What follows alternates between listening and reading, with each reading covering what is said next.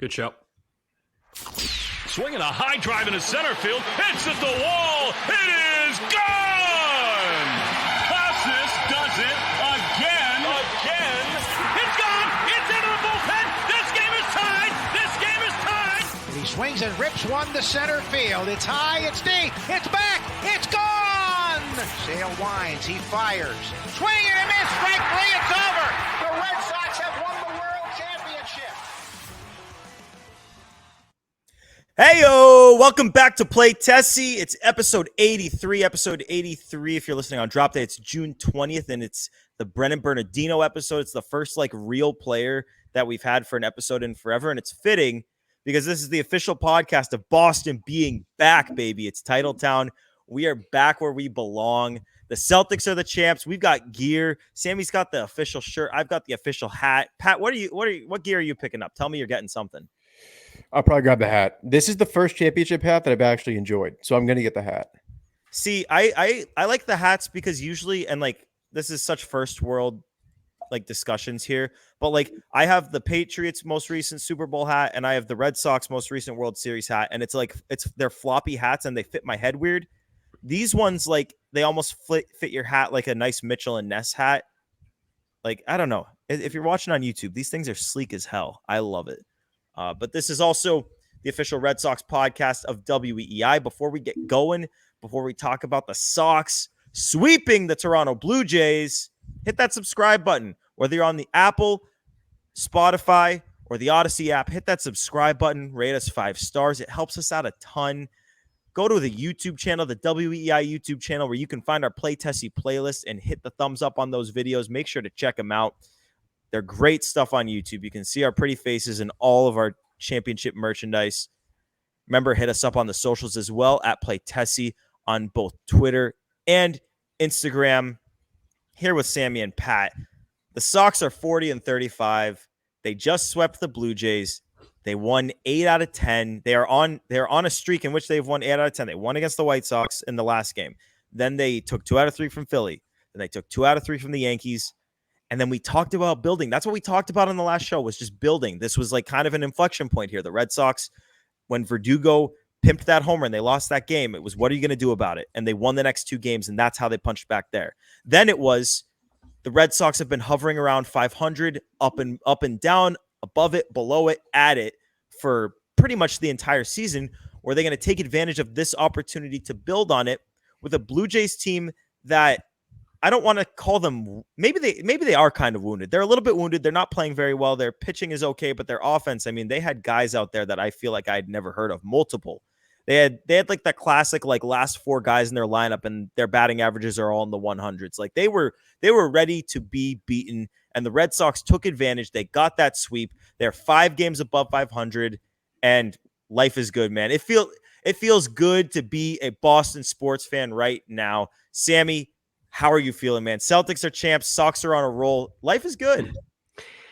For the last few days, and by few days, I mean 2 days, I've been listening to all the ESPN pundits just squeal about how wrong they were about the Celtics and everything. And so it's been fantastic. And of course, on top of that, the Red Sox are kind of quietly catching fire in the background of the Celtics. We said last week, after the Celtics lost game 4, the Red Sox were like, look, you guys have been carrying the good vibes for Boston for a while now. We're playing the Yankees. Let us give you some good vibes, Celtics, after you took a loss. Red Sox did that, led to the Celtics winning the championship. You could basically make an argument that the Red Sox assisted the Celtics in winning their championship. What an amazing time to be a Boston sports fan. It's just it's so hard to describe the feeling in the city.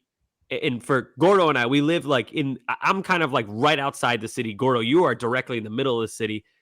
It's just a different feeling when a team is in a championship and then, of course, wins the championship. It's unbelievable. And then for us, crazy Red Sox people, the team is hot. So yeah, man, life is good. Other than these championship t-shirts, if you're planning on buying one of these, the official ones, I got a medium. I can wear between a medium and large for shirts. I normally go medium, sometimes large. I got a medium. This is like a double XL, and I washed it, shrunk a teeny bit.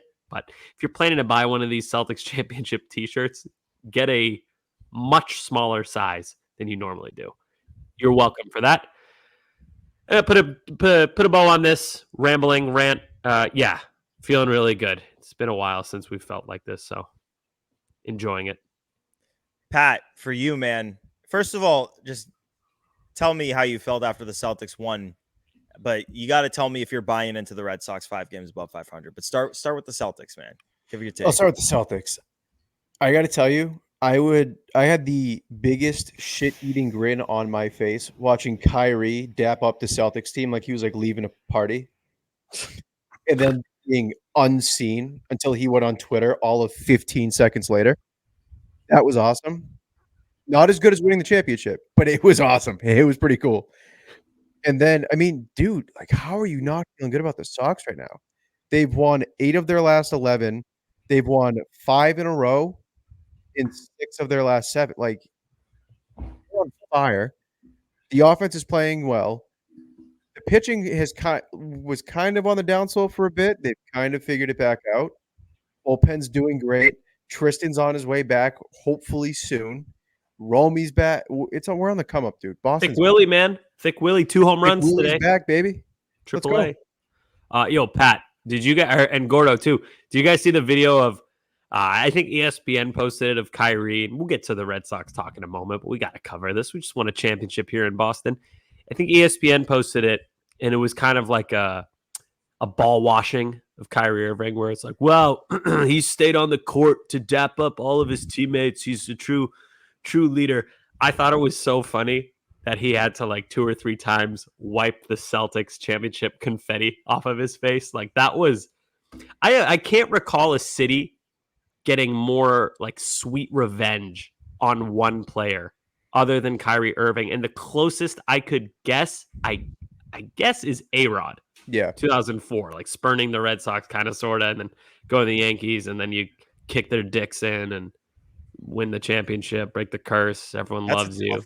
Because I don't know. It's I get it. A-Rod might be the next, but like the fact of the matter is, like, they swept Kyrie in the playoffs en route to a finals appearance 2 years ago. They won 13 in a row against the guy before he finally got a win off in, I don't want to say a meaningless game, because it certainly was not. No NBA finals game is meaningless, but it was a game. It was a 3-0 series lead to make it 3-1, and then proceeds to get blown out the next game. You lose in the final. Yeah, it's just, I feel like a breakup has never been more won in the history of sports breakups. The other thing too, going back to the A-Rod Kyrie thing, the A-Rod sweet revenge was immediate. That it all played out that year, that 04 season. Oh yeah, I'll shut up for a second. Oh yeah, there's Kyrie. Oh yeah. Oh, seeing the confetti, that got me. It's so like, funny. He's such a dickhead too. It's not like a guy who left and then he comes back and loses. It's a guy who left, talked a ton of crap about you, disrespected your, not just the team. He called fans like us. He called the Celtics fans a cult. Like, God forbid for we years, have like diehard fans here. Sorry, Kyrie. You used to friggin' like Brooklyn or Dallas where they couldn't give a shit for half the year. But the difference between this and A-Rod is that was more, the A-Rod one was more Red Sox versus Yankees, right? Like, yeah, A-Rod, there was a different twist to it. This was like the whole crowd chanting, were we 5 minutes in? Fuck Kyrie. That was unbelievable. Yeah. Like, it was like, we hate this guy. He talks shit about the team, the city, and the fans over and over and over again. And then he tries to run it back, and then he talks shit again. It's like, dude, screw you. You lost the battle. You lost the war. You're a loser. We win. Goodbye. The other thing, too, is the A-Rod revenge was immediate. Like, it all played out in 04, slapping Bronson Arroyo's glove. Like, this has been, like, just steps of revenge. Like, oh, we knocked Kyrie out of the playoffs. Oh, he's 0-10 against us. And then, like, 3 years after he leaves, beating him in the finals, it was just like the cherry on top of, like, the revenge Sunday. It was beautiful. Right. I agree. It was like a 5-round championship fight. The whole story is like a 5-round fight, like back and forth, back and forth, back and forth. 5th round, Celtics land the haymaker. It's 3-0. Kyrie tries to get up off his back. Oh, he's starting to get up, and then boom, hammer fist to the head. Kyrie's unconscious. Curb stomp into the court like Derek White's teeth in Game 5, or like more like Grant Williams when Joel Embiid curb stomped him into the ground. Was that last year? That was crazy. But I'm gonna take this opportunity to transition, because it's a beautiful transition, on the topic of revenge. And I know you guys disagree with me that if there's no animosity, there is no revenge. But I want to talk about Justin Turner a little bit, because God, this is like the fourth time that a recently departed Red Sox, and I know the Red Sox swept, but Justin Turner had a hell of a series. He was 2 for 3 with a homer, 1 for 3, and then 2 for 4, having kind of a tough year, but comes out and really takes it to the Red Sox. And go back here. Who else? So we had Chris Sale shove it up their ass. You had Kyle Schwarber hit a home run on the first pitch and crush the ball the entire series. And then you had the Doogie first game revenge game. It's just, and it hilariously, the only guy who got the last laugh was Sale, because they I want to say took both games in that series. But I don't know what it is about these guys who leave the Red Sox coming back or facing the Red Sox and just absolutely taking to them, especially a guy like Justin Turner, who's not necessarily having a very good year, but he looked like just like the Justin Turner that we knew. I mean, yeah. What do you say? That's like the bat that we all wish the Red Sox had. We like Tyler O'Neill. He had a great series. He's kind of, I guess you could say, he's taken over that role. Wasn't supposed to be him. It was supposed to be Trevor Story taking over that 3-hole right-handed spot, or I guess middle of the order right-handed hitting spot. But I know this isn't how it played out, but God, how great would it be if you could just swap Yoshida for Turner, balance the lineup, get a guy the fans like a little bit more consistent, doesn't need to rest his legs every day, even though one of the guys is 30 and one of the guys is 39. Yeah, I miss the guy, man. He felt like a perfect Red Sox, like in every way, shape, and form, and it was so quick, but it felt like he was here forever. What else can you say? Yeah, and on the topic of swapping Yoshida, and he had a huge hit in the second game of this series to tie it up at 2. But he, for the most part, has struggled. He has continued to struggle even since his return from injury. I thought having a nice little layoff would be good for him. Obviously, you want to give him more time to figure it out, but it's interesting to look at things like with Thick Willie probably coming back on Friday, and if not Friday, then definitely Saturday. Obviously, as you mentioned, hit 2 home runs. There's going to be some interesting decisions to make with the lineups. Like, you think Yoshida's going to get in there every day against righties, but if you think about it, is he? Well, okay. Let me back up a little bit. And this kind of coincides with what you just brought up. You said Yoshida had an impactful hit, and it was an impactful hit. Can't remember if it was to tie the game or take the lead. It was one of them, though. But it's to tie. It was to tie. Meant a lot. Nice hard hit single up the middle. I believe it was like 107 miles an hour. Like, he smoked it. Great hit. I put it in the chat, our little play testing group chat right after that. And I said, like, great hit from Yoshida. When was the last time he had a truly impactful hit? And I'm not counting the home run that he hit against the Pirates to extend the lead. Like, that was, nice hit. But this was a truly, like, game-changing hit right here. When was the last time he did that? And all 4 of us, none of us could recall when the last time he had a hit like that was. It had to be last year. The Brewer series, right? It has to be the Brewer series from last year when he hit 2 home runs in one game. God, that was more than a year ago. No, that was a crazy inning. He definitely had something. He had a stretch. Like, I'm a pretty big, like, I'm not a Yoshida hater. I think he can hit. I'm not a fan of the full profile. But he had some decent months last year, some decent stretches, you could say. But I can't remember when the last, like, really big, oh my God, Yoshida came through, good signing, Heim Bloom. When was the last time we felt like that? It felt so foreign to me to celebrate him getting a big hit. Happy to see it. Just they're so few and far between. I'm not loving it. So yeah, and like the obvious issue is that you would think, like, that question, when is the last time he got a timely hit? You would think that a guy with his profile, a guy who is bat to ball, he's going to make contact, he's going to put the ball in play. Those guys are the guys you want up in the big spots. Like, in theory, you wouldn't want a Tyler O'Neill, who is a higher strikeout guy, up in a big spot. You want the guy who's going to put the ball in play and make the defense do something. If you put the ball in play, you have a chance to get a hit. But it hasn't been that way for him. And I want to talk about this lineup thing for a second, because obviously, like, they're already, even before guys come back, they're already pretty much, I'll put it nicely and say they're shying away from playing Yoshida against lefties, but against righties, let's say. So obviously Duran's going to play every day, so he'll be in one of the outfield spots. O'Neill, unless he's having an off day, he's going to play every day, so he's in one of the outfield spots. Against righties, Willier is definitely going to play. He's going to have an outfield spot. So now those are 3 outfield spots. So if you're going to get Rafael in there, he's going to be a shortstop. Now you're talking DH. Question for both of you guys. I want to just quick rapid fire here. Pat, you ready? Yep. Who would you rather have hitting against a right-handed pitcher right now? Is it Yoshida or is it Ref Snyder? It's hard not to say Ref Snyder. Sammy? Probably Ref Snyder. Yeah, that's where I'm at too. And it does, obviously, like, the lineup's not going to be the same every day, but I'm just saying that, like, we're on like the precipice here of, and obviously when Costas comes back, now you're at the point in time where you're asking Yoshida versus Dom Smith. And Dom Smith, who, by the way, very hot right now, underrated. Yeah, exactly. Like, Dom Smith is not necessarily, like, obviously he doesn't have any versatility, and Costas is going to play every day at first base, but Dom Smith is not, like, he's played well enough where he's not necessarily a guy who you want to just DFA. Like, he can help your team. So then now you're talking left-handed bat and Dom Smith, left-handed bat and Masataka Yoshida. Now you're having that conversation, even if Ref Snyder stops hitting against righties.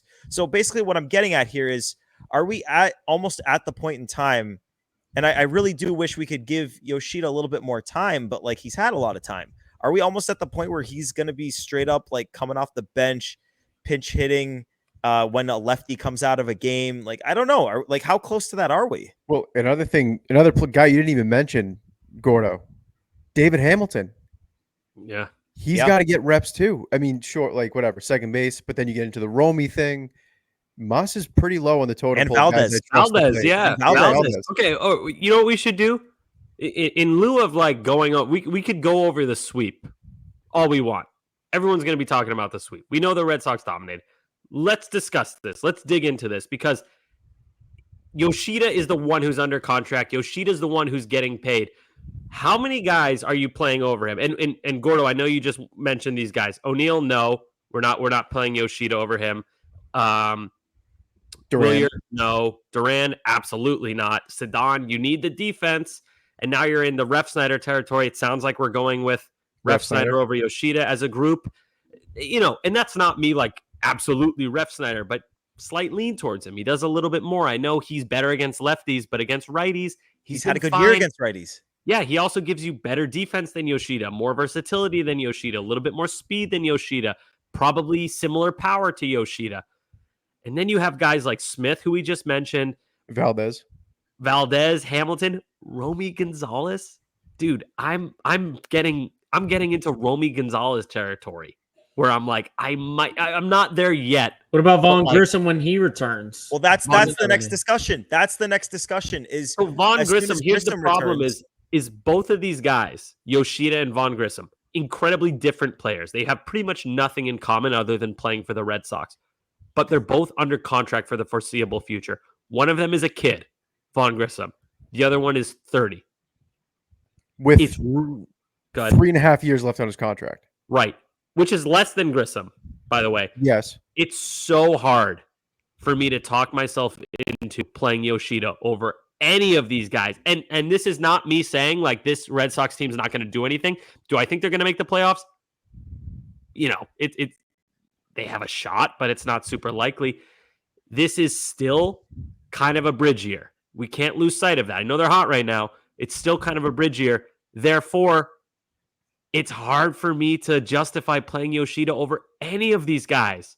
And I know he's under contract, but, like, this is starting to feel a lot like David Price, where he's a guy that you offload, pay the money just to clear the roster spot and move on. And it's unfortunate, because I think the vast majority of Red Sox fans really liked Yoshida when he got here. We liked the story. We love the World Baseball Classic, the friendship with Ohtani. It was all really fun, and he's got a good personality. He's funny. He can't dance, but he tries. He has the weight. It's just... Whatever happened to that? It's just They don't I dance don't know. before the games anymore. I don't know. No, They no. haven't been for a while. It's just the player is not enough. Can he hit? Sure. Yeah, he can hit a little bit, but that's it. It's not giving you pop, not giving you speed, certainly not giving you any sort of defense. The arm is a noodle. Like, They're not even trying him out there. It's what's like, the has he even justification? played out there? Why do you play him? Why do you play him other than, I like what, I forget which one of you said it, but like a pinch hitting role right now this year, that might be how Sammy, I would I'll use answer him. your question there. You play him because you saw what he was for like a month and a half, 2 months last year, and you want to get him back to that because what that was a guy that we were all upset didn't make the All-Star team. But the truth of the matter is, and I know he's had an extended injury stretch here, but it's been a guy that just hasn't been valuable to you in pretty much any way. And like, I've been on the boat of try to make it work this year, and regardless of outcome, like, you're gonna have offensive players coming up next year. Like, we talk about the big three, and like, those guys are coming, and maybe they sign another guy too. Like, he'll get pushed out next year and you trade him in the offseason. To be honest with you, so many of these guys, like the David Hamiltons and Emmanuel Valdez's of this team stepping up, like, those are left-handed bats that I am more confident right now at the plate than Yoshida. Yeah. Those guys stepping up has made me kind of change my point of view here to, it's not even just about offloading the contract. It's about having a roster full of guys that are helping you. Yoshida being on the roster, not helping you in any way, shape, or form, it hurts your chances of making the playoffs. And Yeah. if Gordo, you're not going to make not the only is playoffs, he- then you want to be able to play the younger guys. Not only is he not helping you, but all those guys you mentioned, maybe other than Valdez, all of them can play the field, most of them multiple positions. Yoshida, they don't even trust to play left field. What is a less impactful position defensively than left field, especially at Fenway Park? And I know everyone's going to say, well, you got to know how to play the monster. Got to know how to play the monster. That's pretty much it. It's pretty much all you have to do to be a good left fielder at Fenway is know how to play the monster. And they don't trust Yoshida to do even that. And he had a full season to learn it. And still, the Red Sox are like, this guy fucking sucks out there. Like, we can't play him out there. Are you crazy? Put him in left field? And this is the same team that played Manny Ramirez and Hanley Ramirez in left field. Manny for a long time, Hanley for only 1 year. But like, couldn't do Hanley. what does that say? What does he do? So on top of the offense being good but not great, that his one tool is only good, he's also making Alex Cora's job harder, where he's constricting the roster in a way. You know, like, you can only play him as a DH. He's much better against righties, kind of sort of can hit lefties. It's just what he does is unbelievably niche. And the more time that goes on and the more young guys that come up and start performing, you're like, how do you keep this guy around? It sucks, but that's where we're at. Yeah, I think so. And we've alluded to it a couple of times already.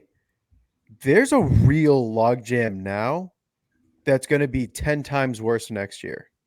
So let me pose this question.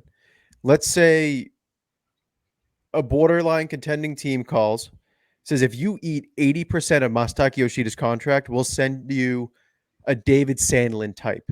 Do you do that deal? Done. Yeah.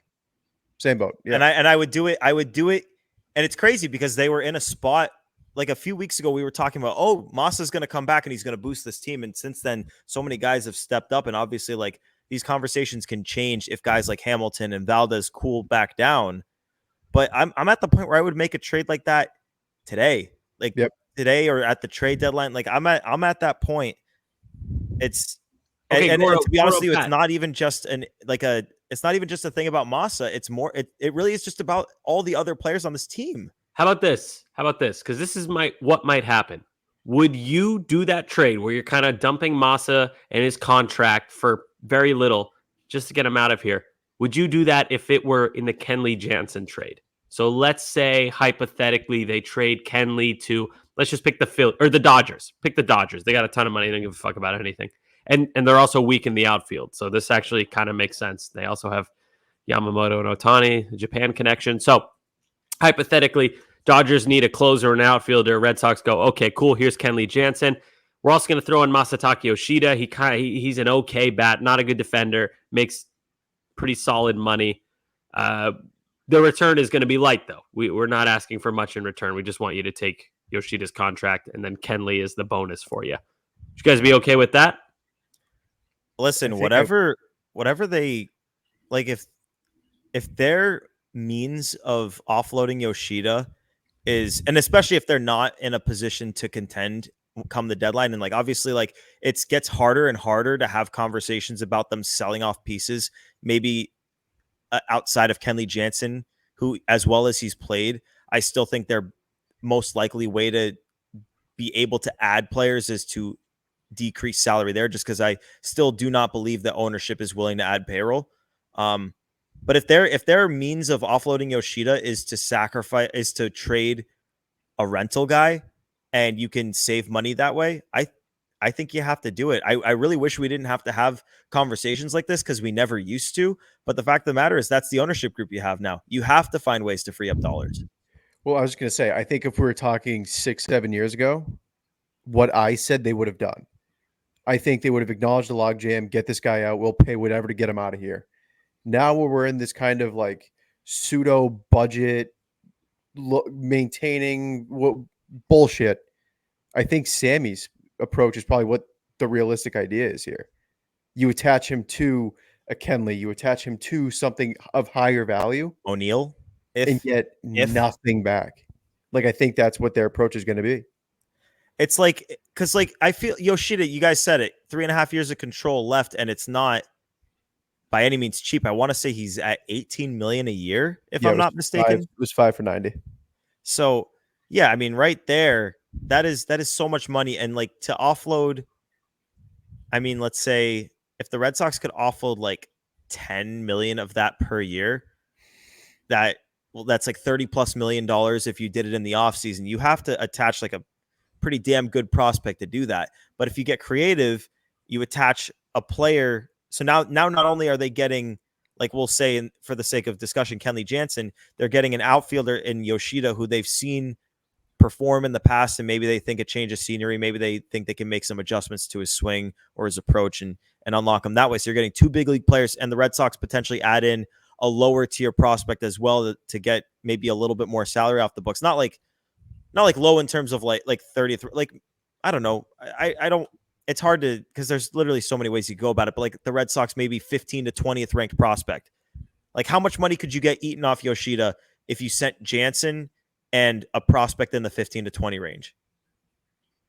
I think the thought should more so be like getting Yoshida off the books rather than what's the return we're going to get. Because I already don't think the return for Jansen, who's 38 years old, I agree with you. Has injury issues. Look, he's had a good season, I know, but he's on an expiring contract. He's a lot older, and he's a one-inning guy. So I don't think a return is going to be great. I think if the Red Sox can tack on Yoshida, Tim, in the hypothetical that I just presented with the Dodgers, because I think they make the most sense, I think you do that.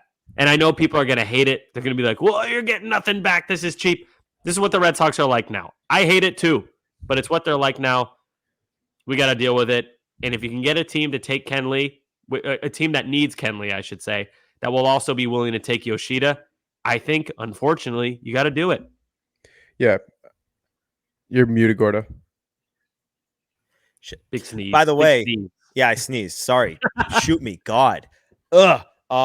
If they ate, like I would, a creative way to do it would be, we'll eat Kenley and Yoshida money this year. The Red Sox eat money this year, but you take on future money. So it's like, you can have Kenley and Yoshida, and you're not even really adding very much money to your books this year, but you have to eat like $13 million a year of Yoshida for the next 3 years. That's how you do it. Yeah. I think the other thing too is, come deadline season, Kenley's going to be the biggest name closer on the market. He will not be the best closer on the market if Miami makes Tanner Scott available. So the King's ransom in that scenario is going to Miami, and you're getting a decent price on Kenley from the runner-ups, but it's not going to be some crazy return. And I think if it's not some crazy return, then you do your own self a favor and you get as much money off the books and bad contracts as you can. Yeah. That's the It's the unfortunate truth of how the Red Sox are operating nowadays. And to be clear, this is not, I mean, if we're up to me, I'd say, screw that, keep Yoshida, whatever. He can hit off the bench, trade Kenley, get the best return. You're the Boston Red Sox. You can do that. And that's the truth. But they don't operate like that anymore. So we gotta, as fans, come up with, so sad. We gotta come up with hypotheticals where we're working between the margins. We're basically like unpaid employees for the Red Sox. God, fuck. All right, I don't want to get all riled up. No, Vibes are good. It's I mean, it having a discussion like this is strange because God, their approach at the deadline financially and how they're going to approach a potential Kenley Jansen or Masataka Yoshida trade situation depends so significantly on what their playoff odds are at that point, what their record is at that point, how many games back they are at that point. I mean, the way like our discussions on this, the tone in which we have them changes every single time we have it, because there was a time where the Red Sox were, where we would record and the Red Sox were a game under 500 and they looked like they were middling. Now, when we're having these discussions, we're thinking in terms of them potentially adding other pieces, freeing up roster spots for this year to potentially make a run at things, while also keeping in mind future years, because they said, and they have continued to say, like, we're not going to sacrifice future wins we're not going to sacrifice future wins to win games this year. But I really do think that there are paths to benefit both. It's like, I'm not even saying necessarily the Heim Bloom. Maybe I am kind of saying the buy and sell thing, but I believe in their pen depth so much that even though Kenley Jansen's a lockdown closer, I just don't think necessarily that trading Jansen and making maybe like Justin Slayton your closer is going to kill you that much. Any final thoughts on this before I move us to a couple other topics before we preview the next one, before the next series? Okay. I want to talk quickly about the pitching in this series, just mainly the third game. We could stick it to bit because we know how was not at his best in the second game. He talked about it on Nesson, like he felt like his stuff was flat. He gutted it out, still ended up keeping them in the game, like good for him. And Nick Pivetta had I would say by all means, he completed 7 innings. That's a good start in the first game. But Bello in the third game was so fascinating to me because I thought this was one of the, I thought he looked about as bad as we've seen him from like a standpoint of all the things we talked about, commanding your pitches, not throwing uncompetitive pitches, good pitches in full counts. Like his stuff was crazy because he was throwing upper 90s and his shit was moving. But if you're going to hit 2 batters and walk 2 batters and put 10 batters on base in the first 4 innings, you're going to have trouble. And the dam just never broke. And Lou was talking on the broadcast in a positive way about it. Like, hey, Bello in the past has let these things snowball. And he is like, if he has a bad inning, it kind of leads to him not really looking like himself the rest of the start. I don't know. I just expect so much better from him. Like, I don't want him putting multiple guys on base every single inning because that dam breaks. And it didn't break today, but if he keeps doing that in future starts, it's going to break. Yeah, you know how every time Bello had a subpar start, we would kind of find a way to find the silver lining and be like, yeah, okay, he gave up 4 runs in 6 innings. However, it all came in 1 inning, something like that.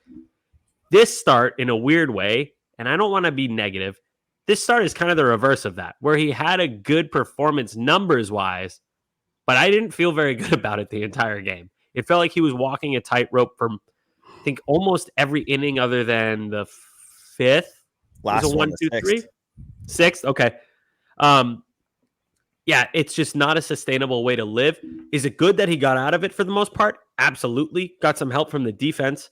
But it just seems like he spirals. Like Lou said, he often, when he gets into trouble, he'll get frustrated or something. And I mean, we saw him jack it up to 99 miles an hour. You ever see Brayan Bello throw 99? And I don't want to make it like it's a bad thing that his velocity is increasing. But to me, it seemed like he was clearly frustrated. He didn't know where the ball was going all the time today, Wednesday, as we record. But I don't know. It just wasn't the most inspiring outing from Brayan Bello, despite the numbers and the win. Yeah. I think the big thing with Bello, too, especially today, if he pitched like that against New York, Baltimore, Seattle, Houston, you're looking at 4 innings, 6 earned. I think you have to put it in the context of who he was pitching against. We already alluded to it. The bottom four in that lineup is nobody's. But yeah, it was a weird start. Like on paper, it was a good start, but he didn't pass the eye test. That's the key right there. It's like it's the eye test. I mean, it was just a frustrating outing that results wise, like you'll take the results, but you have to understand that if he pitches like that next start, it's not going to be so kind. It's not going to be 2 runs. So we continue to want to see more from Bello. I think he's going to keep building on things. This is not me saying that I don't think he's going to be a good pitcher. I really do think he's going to take that step forward at some point. I continue to doubt that it's going to be this year. I think we're going to see a lot of growing pains, but it's going to be a start-by-start thing with him, man. We just got to keep looking for those steps, continue to look at that sliders development, and can he throw the sinker to lefties and can command it, command the changeup, command all his pitches. So we will keep looking for good stuff from Bello. Not in the next series, though. Last note before we pick an MVP of this series. Did it look like they like Vlad Jr. was a little bit flirty today with the Red Sox to you guys? He was flirting, a little hair thing. Like, dude, how many times did he like giggle at the Red Sox dugout? Look at me, I cut my hair. Like, how many times did we see that with Valdez, with Bello waited until after his start was done. Now boys, man, they're boys. The guys like Dominican Republic crew. They're tight. It's cool. They're like crew and everything. I don't think it was any different. He's always flirty with like Rafi, and I don't know. I know people want to fantasize about like Devers, Vladdy, Casas in the same. I'll do that. I'll fantasize. I don't know. Vladdy's not that good. Like he's good. He's kind of like Yoshida. He's like Yoshida, right-handed. A little more power, less contact. A lot more power. Am I crazy? A lot more power and a lot higher. Yes, I know. Yeah, he's absolutely compared to his expectations. He absolutely sucks. I'm mostly kidding. He crushes at Fenway, dude, with that wall. No, you can say that about anybody. Come on. I that's one of my. Well, but look at the numbers. I wish I had them in front of me. Look at the numbers. I have a lot of pet peeves. A lot of pet peeves. This guy would rake at Fenway. You could say that about 97% of right-handed guys. It's not a wood, though. He does rake at Fenway. I know, but most righties do. It's Fenway Park. Getting this off my chest right now, I want nothing to do with Vlad Guerrero. Oh, you guys. I'm more on Pat's side. I'm more on Pat's side of this. There's so many, dude, if you want to get a big righty, get Pete Alonso or like fucking Lou Bob. My boy. 25 years old, and he's already showing signs of a decline. He's 25 years old. He's finding his footing. He's finding his footing, Pat. He had 40 home runs. It's a 22-year-old Gordo. His ass makes Nicki Minaj jealous. Development is not linear, guys. Gentlemen. It's not linear. No, okay, Gordo. If they traded him for like friggin' Yoshida, sure. Wait, what are these Fenway stats? 36 at Fenway. OPS of 1,013. Oh my God. plus TOPS plus 141. 9 homers in 38 games started. Oh, and granted, yes, anytime a visiting player has good numbers at Fenway or whatever, you can always attribute it to, okay, what is the Red Sox pitching that he's facing? And throughout his career in particular, the Red Sox pitching has not been very good. This might be actually the first year of his career that the Red Sox have had good pitching.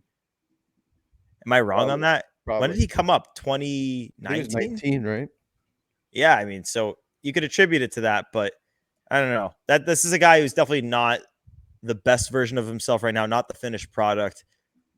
It'll be interesting to see what they do with him. He's going to get expensive, and he's really been bad. I don't think they should do the Cody Bellinger non-tender route because that obviously bit the Dodgers, and you can't really afford to just lose a guy for nothing, especially a guy that was that big for you guys. But yeah, I don't know.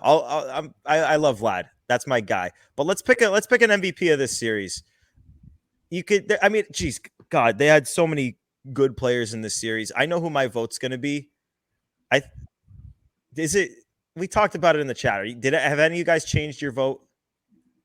No. No. It has to come on. I mean, the context of the series. So I want to give a shout out to Sidon for having 2 3-hit games, because if you play 2 games in a series, you win both those games and you have 3 hits in both those games, including a clutch go-ahead RBI single in the second game, it's hard to not give you the MVP. But how can you not vote for Tyler O'Neill? Hits the big home run to start game one and another one in that game as well. So 2 home runs in game one, and then hits the game tying home run in game 2.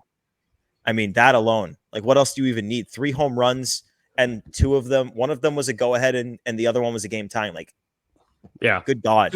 Two out of 3 games, you probably don't win it without him. So Good way to put it. yeah.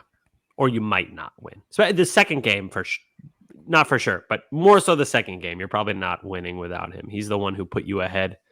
And then, game 1, 2 home runs. What are you going to say? He's the easy choice for MVP. But I'm glad you shouted out our guy Sadan. Didn't he go from hitting 190 a month ago to now he's at 251. And I know 251 is not amazing, but it's really good when you're also the friggin' greatest defender that anyone's ever seen. So, justice for Sadan. Pat, you feel good about O'Neill? Yeah, no, I'm sticking with O'Neill. I wanna pull up something that I tweeted about. It's Cedon Rafael. It's just because I know O'Neill's getting the award. Like, congratulations to Tyler O'Neill. You are the Play Tessie Series MVP for the Toronto Blue Jays sweep, the Red Sox sweep of the Blue Jays. But just gonna quickly rattle off Cedon Rafael's last 7 games. He sat the last game in the series. He's gone 2 for 3, 2 for 4, 1 for 4, 3 for 4, 3 for 4, 2 for 3, 3 for 4. That's 16 for 26 and a 615 average. And he hit the go-ahead single in the 8th inning of game 2 to win that game. So shout out to those guys. But Tyler O'Neill, if you're going to bomb like that in your home country, nonetheless, you are the Play Tessie Series MVP. Any other thoughts before we preview Cincinnati? Tanner Houck, again, not his best outing, still friggin' nasty. I love watching him pitch. It's a pleasure. And I love this interview today as we record on a Wednesday, how he was talking to Jemai, and you could tell he was not psyched with his performance, yet he was still solid. So that's our budding ace that we all love. Go Tanner. Yeah. Tanner Houck. But you will not see Tanner Houck in this series. We'll preview that and explain that in a second. The Red Sox are going to Cincinnati on a happy flight to face the Reds. The Reds are 35-39. They're in last place in the NL Central. They just dropped 2 out of 3 to the Pittsburgh Pirates. They did have a 7-game win streak from June 2nd through 8th, but they are 3-6 since that stretch. So they've come back down to earth. This Reds team was supposed to take a big step forward this year. They really haven't. Game 1, you've got Cutter Crawford versus Andrew Abbott, a good young pitcher there. Cutter's got a 3.54 ERA coming off a 6-inning, 3 earned run outing with 9 strikeouts against the Yankees. Andrew Abbott has a 3.42 ERA coming off 5 innings of 3-run ball with 3 strikeouts against the Brewers. Second game, Nick Pivetta versus Frankie Montas. Nick Pivetta, 3.88 ERA coming off 7 innings of 3-run ball and 4 strikeouts against Toronto. Yeah, one of you guys got... Is that me or is that you guys? What? I feel like I'm like hearing some noise. It might be you, Sammy. Mute yourself for a second. Let's see it. Yeah, it is. That's Sammy. Does it sound like water? Yeah. Okay. This is so embarrassing. My cat has a water fountain. Oh boy. Wow. Larry Legend. He's living large. Let me shut it off real quick. All right, I'll keep previewing. Frankie Montas, the former Yankee, has a 4.62 ERA, and he's coming off 5 innings of 3-run ball and 5 strikeouts against the Brewers. Third game, the Red Sox could have had Tanner Houck start this game, but they are pushing him back a day. It's for Houck, right? To push him back a day to get him some extra work. Yeah, Sammy, the noise is gone. You're good. So Stupid the Red cat. Sox, yeah, the Red Sox are starting TBD. So for now, we'll just assume Larry the cat is starting that game. The Reds, it is also a TBD, but good feeling it's going to be Carson Spears coming. He has a 3.2 ERA coming off a 6-inning, 4-run appearance with 5 strikeouts. Carson Spears? That sounds like you just made up a name. It might be Spires. It's Spiers. I don't know who it is. Okay, The Blue Jays had a few guys this week in the games that I thought were like creative players. This might be another creative player. Who's that reliever? I'm going to find that reliever that came in at the end of the game today. Francis? Yeah, Bowden Francis. That is not I a real thought the person. same. That's so funny. I thought the same thing. I'm like, this is like a MVP baseball 2005 kind of like you do a franchise mode and you draft him. You're like, who the fuck? I was more fascinated by Zack Pop. Yeah, Zack Pop. Oh, Zack Pop. Okay, That That Gordo, was the name. That was the name that got me. Gordo, I got the pronunciation. It is okay. What is it? Carson Spires. Okay, Spires, like Mike Fires. Spires on the Mariners. Gabe Spire, Mariners guy. Yeah. My So yeah, Mariners. they're gonna face potentially that guy, likely that guy. So that's a creative player. So hopefully, Red Sox can win that game. But we'll see what they do for if they're gonna bullpen it. I don't know. Maybe we'll see. They optioned Cooper Criswell, and it kind of seemed like they were gonna try to finagle their way through a nice little stretch here, with some off days coming up, and maybe go with a 4-man rotation. Doesn't necessarily appear like that's the case. So we'll see. Hitters in this series, nobody on the Reds with any amount of games played has an OPS of 800 or better. They've got Ellie De La Cruz, who everyone loves. He's got 12 homers and 37 stolen bases. It is June 20th on drop day, 37 steals, but he's got a 769 OPS. After a hot start, he cooled, although he is a little bit hotter now. He's got an 836 OPS in his last 13 games. You got Jamer Candelario, their kind of legit offseason move. He's had a solid year. He's got 12 homers and a 789 OPS, and he's got a 1027 OPS in his last 13 games. I just picked that guy up in fantasy because he's absolutely crushing it lately. And then just another name people know because we talked about him all offseason, Jonathan India. A lot of talk about him potentially getting traded to the Red Sox to be their second baseman this year. It ended up being Vaughn Grissom that they acquired instead. Jonathan India has a 681 OPS for the season. So let's get into some series predictions here. Joe, I want to call you in to give us an update. I don't think any of us had a sweep. No, you and me, Gordo, had them winning 2 out of 3. Wrong there because they swept.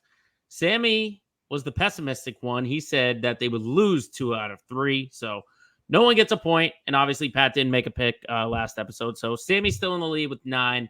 Then you got Pat and Gordo tied for second with 4. And then it's me in the basement still with 1. Oh my god! I didn't realize I was ahead by 5. Come on, fucking bums. I'm gonna keep going first so I don't cheat. All right. Wait, no. Why don't you go last so that you can? Okay, go first. Go first. Whatever you want. You're in the basement. I want to cater to you. I feel like No, it's. I'm in the basement, Sammy. Yeah, you know what? True. Sorry, Joe. Joe, you want to make a pick?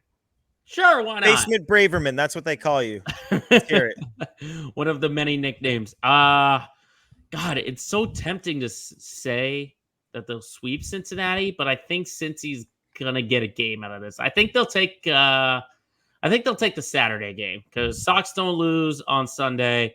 Plus, they're rolling high and they're coming off a day on Friday. So I'll go again 2 out of 3.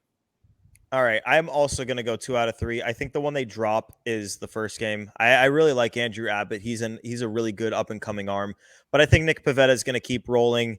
I think the Sox have seen Frankie Montas and we'll see him again and hit him again. I like him in the last game. They don't lose on Sundays, and Carson Spires is not a real human being, so they will hit him. 2 out of 3 for the Sox. Let's go, Pat. Pat, what do you think here? I think they sweep. I love it. I'm glad someone picked that. Yeah, no, I think they're going to sweep. I think the pitching matchups play in their favor. Even with that kind of skip a start, you're kind of going against whoever ends up starting that game will be better than whoever ends up starting for Cincy. So I think the pitching matchups are in their favor. And then on top of that, they're red hot. They took 2 out of 3 from the Yankees, 2 out of 3 from the Phillies, just swept the Blue Jays. I'm buying in. I think they sweep. But I want to mention the weirdest move of this entire offseason was the Reds giving Frankie Montas, who had not pitched in a year, $16 million. And the guy sucks. Yeah, that ended up not like I thought they might be in the process of Sonny Graying it with him. I thought he might have a nice bounce back year. He had like a couple of good starts to start the year, and I was like, oh shit, like they did it. And then nope, they didn't. Yeah, no, I'm going sweep. All right, Sammy, what do you think? I got Red Sox winning 2 out of 3. I think they lose the Pivetta start. Pivetta is very home run prone. The Reds ballpark is a home run bandbox. Would love a sweep,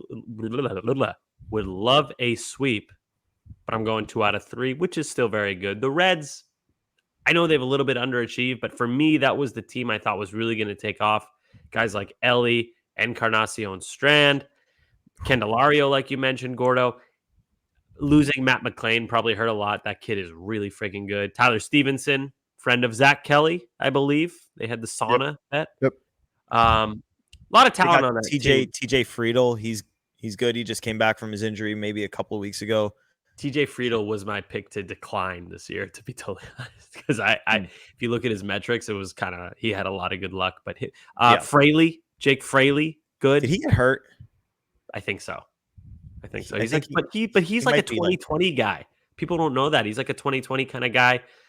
Oh, I could go on and on. The pitching, Lodolo, Abbott, who we talked about, Hunter Green. Yeah, very, very lucky that they're not facing Nick Lodolo. That guy is good. And he hits a lot of batters. He's like a wild man.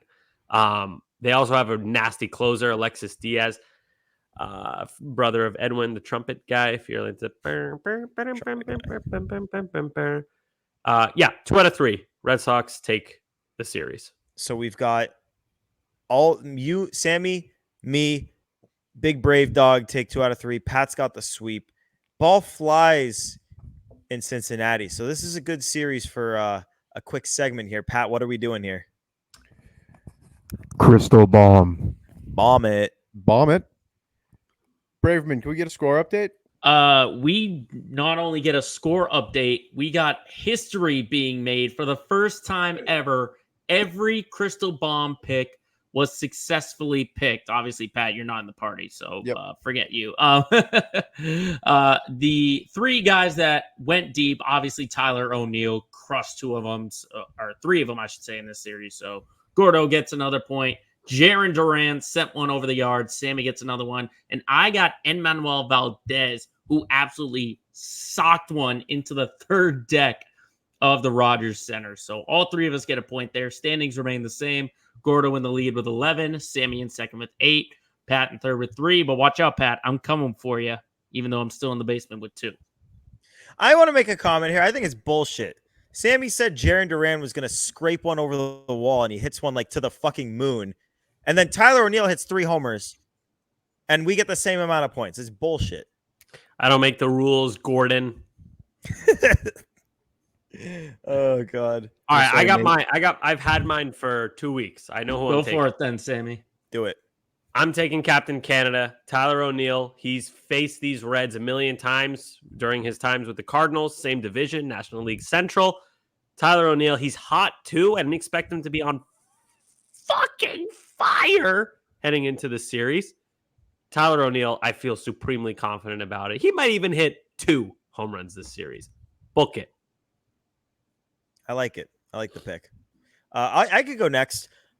I'm going to take Jaron Duran, and I'm annoyed because this actually happens every single time that I take Jaron. I decide it like in the 3rd inning or whatever of the 3rd game of the series. And I'm like, oh, I'm going to like, look, whatever, making this pick. And then he hits a home run that game, and it looks like I'm just tailing him because he hit a home run. But the ball flies in Cincinnati. He is the type of guy who's going to make good, hard, solid contact, going to crush a ball. It's not going to look like it's hit that high off the ground, going to scrape over the wall. I sound like Sammy last week, but it's going to happen. Jaron Duran, 2nd consecutive series with a home run coming right up. All right, I can go. I have not got a crystal bomb. I'm the one who MCs this segment. I've not got one right since Rob Refsnyder's first game in Pittsburgh. I'm due. I'm going Raffy. Raffy has to hit one in Cincinnati. 325 to right field. Ball flies there.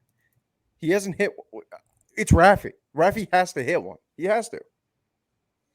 Pat, if you just cursed Raffy, you done, kid. But no, I like the pick. That's the smart pick. Yeah, it was going to be my pick. But I'll go someone else. You guys just mentioned right field is very susceptible for hitters. How about someone we actually just trashed get himself a crystal bomb? How about Masataka Yoshida sending one deep? Guaranteed. There's like no chance he doesn't hit a home run after all He's this. Like talk about, absolutely hitting. we a just home talked about offloading his contract by wasting a trade asset at the deadline. So you can almost guarantee he's going to hit home run. Like he's going to hit like a 480-foot home run. It's going to be viral, and we're going to look like idiots. Macho Man's Joe- going to be dancing all over the bases. Got Joe, a macho man. You're an absolute genius for this pick. This is the smartest crystal. I thought Raffy against the Yankees was the biggest lock in crystal bomb history, and he didn't even hit a home run. This Yoshida after this episode is the biggest lock in crystal bomb history, guaranteed. Great pick. But know on the that plan, note, know the game. so wait, to recap it, what do we have here? So our picks, we got me taking Masataka Yoshida. Pat is going with Raffy Devers. Sammy with Captain Canada himself, Tyler O'Neill. And Gordo with Jaron Duran, the should-be all-star. The will be all-star. Ridiculous. That voting was insane. I don't know if anyone has that on their enough set, but the all-star voting was absolute dog shit. The Red Sox fans could not get him into the top 20 amongst outfielders. But Sammy, we're not gonna fret because there's no losers in this next segment.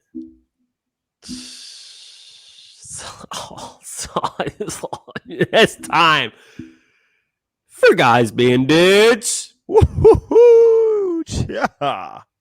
Joe, can we get a noise from you? Yeah, bro. There we go. Okay. All right. We got a new team on the horizon. We got the Reds and the Red Sox. You got to pick a player who played for both teams. Pat, you weren't here last week. My God, I feel like this happens to me once every like 5 episodes where I just can't talk. Pat, you go first. Who you got? I'm going to go with the guy who, in my opinion, was the only man who stood a chance to hit the red seat in right field. Willie Mo Pena. 26 home runs, 66 RBI. His best season was in Cincinnati. Came over to the Sox, immediate fan favorite. Willie Mo was the biggest outfielder I've ever seen in my life. Like the biggest outfielder I've ever seen in my life. Yeah, He's dude, the he was a answer. quick He Willie Mo. was 6'3", 260. Jesus Christ. Quick Willie Mo story. Went to a Red Sox game. I forget what year. It was probably like 2006, whenever the hell he was on the team. I was sitting in right field. Someone hit a foul ball. Willie Mo Pena went to chase it down. It went foul. Willie Mo keeps running, picks up a woman's soda, takes a sip, puts it back down, runs back to right field. I was like, this is the coolest guy ever. That's my only Willie Mo Pena story, and I loved it. I'll tell you, in MLB 07, the show on my old PS2, he's a monster. Oh, yeah. He's Oh, a yeah. monster. And he's like a bench guy when you look at like the CPU auto lineups. Classic. So question for you guys, because like now when we talk about him, like everyone reminisces and like, oh, I loved Willie. Did people love Willie Mo by the end, or was it only when he got here? Because No, I did yes. not like Willie Mo. I think people loved him. He struck out every time. I will battle to the death about this. He got a ton of leash because his name was Willie Mo.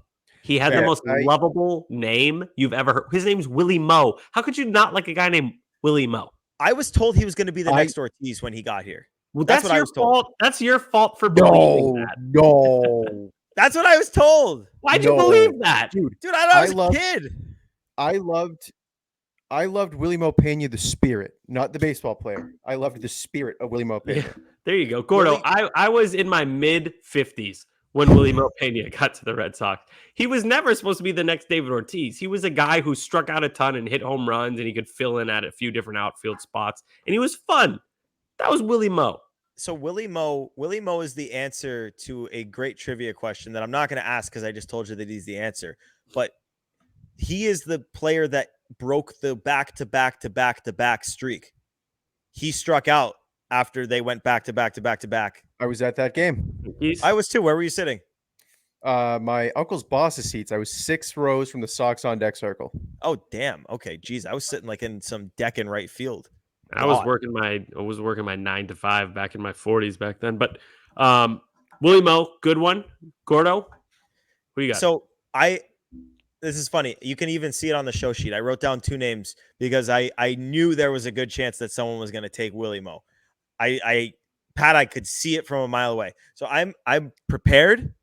I'm going with Ryan Hannigan, who nice. I didn't really enjoy him that much. I guess I don't really know why I made this pick.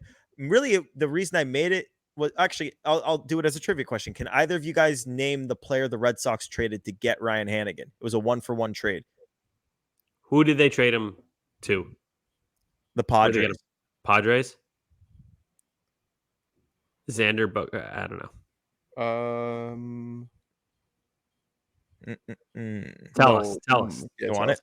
Will Middlebrooks, 1-for-1 trade. Oh, terrible trade. Fuck that shit. I was so upset when that trade went down because I loved Middlebrooks. Like he was I saw his debut. I was there for his first hit. Like obviously we love Will Middlebrooks now, but back then too, like I was just like, it's like we're trading Will Middlebrooks for a backup catcher. He ended up playing 2 years and played 54 and then 35 games, OPSs of 664 and 468. Ryan Hannigan did. Great guy, all right, last Hannigan thing. I don't want to stick on Ryan Hannigan too long. Do you guys know what his New England connection is? No. He went to Andover High School. Wow. What? Yeah. Was he born here? No, he was not. He was born in, I believe, Washington, D.C. or like the DMV area. You are right. He was born in Washington, D.C., went to high school at Andover High School. That's crazy. Yeah. So there was a little bit of a Massachusetts connection. An Irish kid named Ryan Hannigan who he looks high in his baseball reference picture. Yeah, I just got it. He looks absolutely cooked. This is a great picture of him. Makes me like him even more. Nickname is Hanny. All right. My turn. Last one. We talked a lot in spring training about spring training numbers. Gordo and I getting a little bit hypnotized in spring training by the stuff we saw. There's a lot of good examples of guys who are good in spring training and then don't really go on to do much else. And my guys being dudes fits that narrative. You guys remember Steve Selski? Yes. He played for only 2 teams. The Reds in 2016, 54 plate appearances. He hit 314. Don't say it. Was he on the 18 Red Sox? 17. Yeah, he was on the 2017 Red Sox. So with Cincinnati, he actually did a good job. Extremely small sample size. And like I said, 54 plate appearances, hit 314, 113 OPS plus, 810 OPS. It's a nice cup of coffee. Next year, comes to the Red Sox, tore it up in spring training. A lot of people were talking about Steve Selski as like a sexy roster pick to, make the team out of nowhere. I believe he didn't make the roster initially, but he did get called up at some point. Only 9 plate appearances, 1 hit 111, negative 16 OPS plus. So it did not go well for Steve Selski. That was the end of his career. He was 27 the last time he played in Major League Baseball. Kind of odd considering his larger sample size was decent, that nobody gave him a shot. But yeah, Steve Selski, I think he embodies the spirit of this segment. Guys being dudes, just random players that we may have forgotten about. That guy was Babe Ruth in spring training for a little bit, and now he's retired. Steve Selski. So basically what we have done here is we have the future Big Papi and Willie Mo Pena, Babe Ruth and Steve Selski, and Hanny being Hanny and Ryan Hannigan. That is what we've delivered to you. And guys being dudes. The Reds and the Red Sox are churn out talent. They are very red. This is a red series. Shall we do some Nuff Said? Does anyone have enough said they want to go first with? Pat? Pat?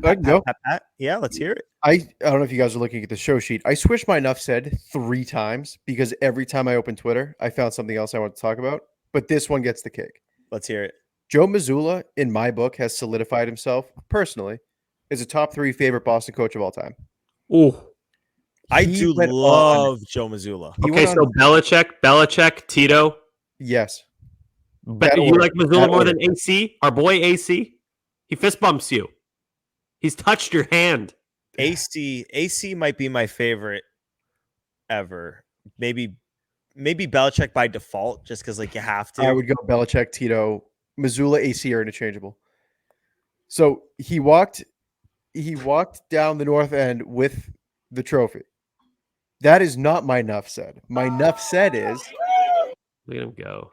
He went on Zach Lowe's podcast, The Low Post. He said that he prays every night using rosary beads made from the original parquet floor. What? I didn't see that.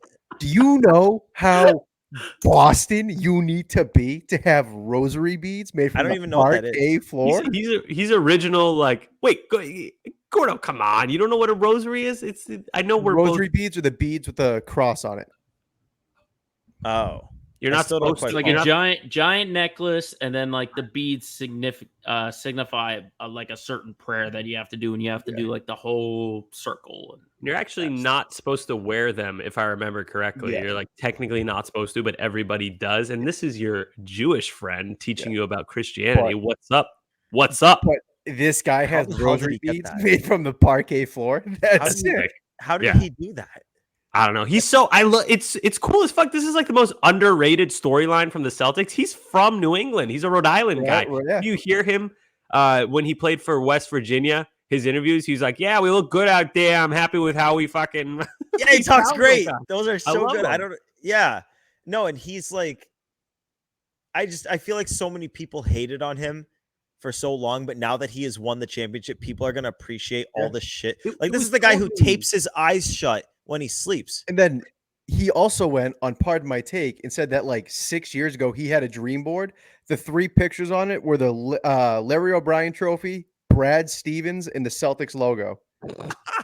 I love this guy. He's a psychopath, and it's perfect. He's Nuts. everything By I've the way, ever wanted. Gordo, the haters and losers, the haters and doubters from last year, Joe Mazzulla, totally justified. He was thrown into the mix. We didn't know much about him at all, and he's not calling timeouts. The team is underperforming, and then he figured it out.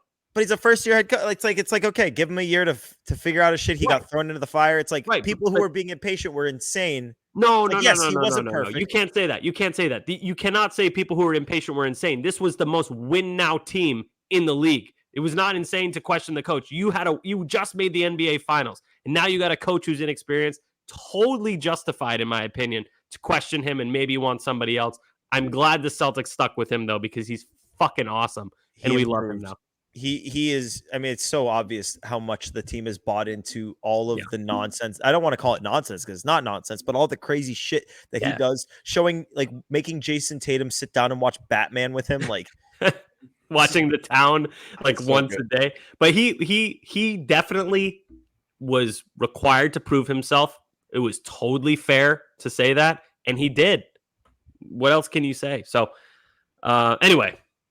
I don't want to do too much Celtics. I know we're a Sox podcast. Well, I'll go second because my enough said also has to do with the Celtics. I don't know how much publicity this has gotten, but if you've made it this far in play testing, you deserve to know that on drop day, on the 20th. So if you're listening on drop day, it's today, 1:00 p.m. at the Raising Cane's on Boylston Street in Boston. Al Horford will be serving chicken. Yes. So if you are a PT listener, you made it this far and you didn't know, congratulations, you know now. Go get some chicken from Al Horford. It's at 1:00 p.m. Hell yeah. Awesome. Al Horford is like the perfect Celtic. All right. My enough said it's kind of all Boston teams. I actually got this from Red Sox stats. I don't know where he got this from. He, she, or they. We don't even know who Red Sox stats is. Just a mythical creature in this space. But listen to this statistic. This is nuts. Since the year 2000, 26% of all players who have played on the Red Sox, Patriots, Celtics, or Bruins have at least one championship ring from their time here. That is batshit crazy. We are so spoiled as Boston sports fans. And I think the best part about it, there's the tweet, beautiful.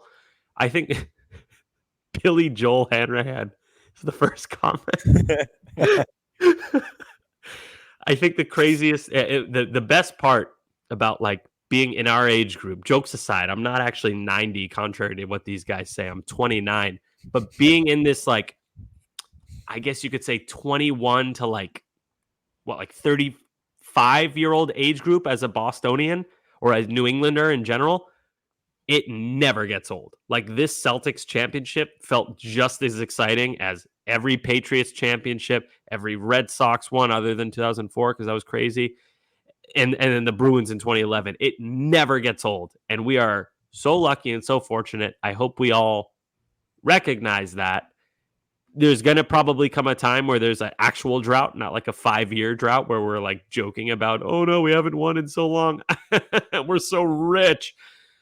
So let's just make sure we all appreciate it. And you got the friggin' Red Sox trending upwards. The Bruins have a ton of cap space, a lot of draft picks, a big trade piece in Omar. The Celtics have their whole team locked up. So there might be some more championships coming.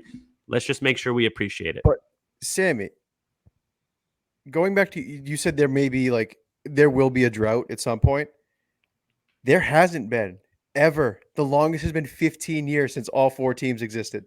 That's what And I that mean. is- like a 10-year drought where Yeah, you go what from like constitutes this- a long drought when you not for one team, but for all, if you count all 4, what constitutes a long drought? I think because- 10 years if you're sitting. Yeah, No, this- I agree with that. I have to be quiet because my girlfriend's from Seattle and she's in the other room and they've only won 1 championship ever and I don't want to get killed. So let's just Yeah, have we're some. such This assholes. I am 25 years old. This just ended the longest drought of my life, and it was 5 years. Same, dude. Same with my dad, who's in his 60s. Same. I think, other than like my grandmother, who's in her 90s, pretty much everybody. This is the longest drought that they've What about ever the experienced. 90s? Wasn't No, there the something longest in the drought was 90s? 86 to 2001. That's 15 years. That was it. Yeah. Oh, I thought it was late. Okay, fine. This ruins See, my whole take then. But still, you get the point. I have friends from college, like New York sports fans. Like one of them has literally never seen any of his teams win a title. One of them is like only seen one. Like, and this is like New York sports. Like it's not just like a Northeast. Like it's not just like we're in the middle of America and like our teams don't spend any money. It's like no, like a lot of people have not seen their teams win much, if at all. And we just this was the 13th championship that I've seen in my life. Yep. Yeah, Boston, Bay Area, Chicago, I feel like are the cities, and I guess you could throw Pittsburgh in there too. They don't even have keep an NBA. celebrating, you younger millennials and older Gen Zs.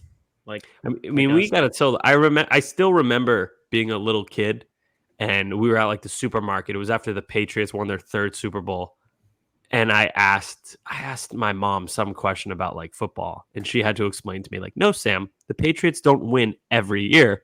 You've just seen it 3 of the last 4 years, and you're like 6 years old, so you think that they already win." But yeah, man, we're super fortunate.